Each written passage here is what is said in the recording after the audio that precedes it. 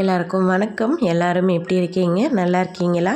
நம்ம சேனலை இப்போ தான் ஃபஸ்ட் டைம் பார்க்குறீங்கன்னா ப்ளீஸ் சப்ஸ்கிரைப் பண்ணிக்கோங்க, ஷேர் பண்ணிக்கோங்க, லைக் பண்ணிக்கோங்க. வீடியோ முழுவதும் ஸ்கிப் பண்ணாமல் பாருங்கள் ஃப்ரெண்ட்ஸ். வாங்க வீடியோக்குள்ளே போகலாம். எங்கள் அத்தை டெய்லியுமே கேட்டுக்கிட்டு இருப்பாங்க, எப்படா சஷ்டி விரதம் முடியுது சொல்லுப்பா, பசங்களுக்கு நாட்டுக்கோழி அடித்து கொண்டு வரம்பா அப்படின்னு சொல்லிட்டு டெய்லியுமே என்கிட்ட கேட்டுக்கிட்டு இருப்பாங்க. சஷ்டி இன்னி முடியலத்தை முடிஞ்சோடனே கண்டிப்பாக நான் சொல்கிறேன் அப்படின்னு சொல்லிக்கிட்டே இருந்தேன். ஞாயிற்றுக்கிழமை போல் எங்கள் அத்தை வந்து நாட்டுக்கோழி அடித்து கொண்டு வந்துட்டாங்க. வீட்லேயே நாட்டுக்கோழி அடித்து க்ளீன் பண்ணி கொண்டு வந்துட்டாங்க. இங்கே வந்து நம்ம சமைச்சிக்கலாம் அப்படின்னு சொல்லிட்டு கொண்டு வந்தாங்க. நாட்டுக்கோழி முட்டை அப்புறம் ஈரெல்லாம் வந்து எங்கள் அத்தையே வந்து மசாலா போட்டு அரைச்சி செஞ்சு கொடுத்துருந்தாங்க. ரொம்ப சூப்பராக இருந்துச்சு. டேஸ்ட்டுமே நல்லா இருந்துச்சு. எங்கள் அத்தை வந்து எப்போவுமே நான்வெஜ் செய்கிறாங்க அப்படின்னா மசாலா வந்து பாக்கெட் மசாலாலாம் யூஸ் பண்ண மாட்டாங்க.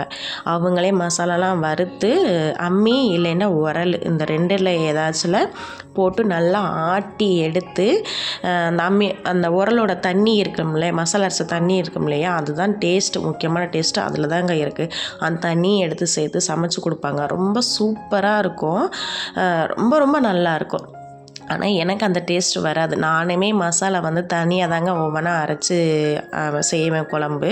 ஆனால் மிக்சியில் போட்டு தான் நான் அரைப்பேன். அம்மிலாம் என்கிட்ட கிடையாது.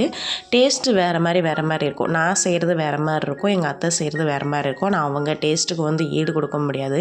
அவ்வளோ சூப்பராக இருக்கும். கிராமத்து சைடு எல்லாருமே வந்து பெரும்பாலுமே எல்லாருமே மிக்சியில் போட்டு யாருமே அடிக்க மாட்டாங்க. அம்மி இல்லைன்னா உரல் இந்த ரெண்டில் ஏதாச்சும் தான் ஒன்று அரைச்சி செய்வாங்க.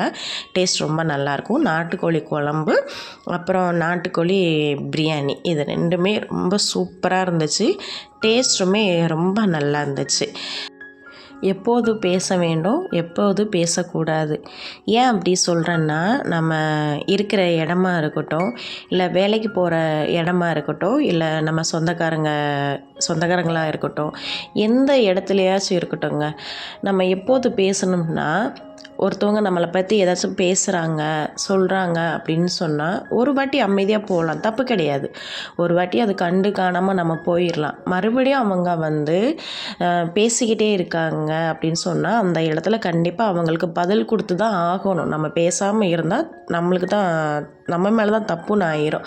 அந்த இடத்துல நம்மளை பற்றி பேசுகிறாங்க, நம்மளோட செல்ஃப் ரெஸ்பெக்ட் கொஞ்சம் குறைஞ்சிக்கிட்டே வருது அப்படின்னு சொன்னால் அந்த இடத்துல பதில் கொடுத்துருங்க, தாராளமாக கொடுத்துருங்க. பதில் கொடுத்தா தான் அடுத்த வாட்டி வந்து நம்மளை பற்றி பேசுகிறதுக்கு வந்து கொஞ்சம் பயப்படுவாங்க. நம்ம மேலே எந்த ஒரு தப்பும் இல்லாத போதும் நம்ம அமைதியாக இருக்கணும்னு அவசியமே இல்லை. கொடுக்க வேண்டிய இடத்துல கரெக்டாக நம்ம பதில் கொடுத்துட்டோம்னா நாளை பணிக்கு நம்மளை பற்றி பேசவே மாட்டாங்க. எங்கே பேசக்கூடாது அப்படின்னா, நிறையா இடத்துல என்ன ஒரு சூழ்நிலைகள்னு தெரியாது, ஒரு சண்டை போய்கிட்டு இருக்கோம், என்ன பிரச்சனைன்னு தெரியாது, நம்மளும் அந்த பிரச்சனையில் சார்ந்து தான் இருப்போம்.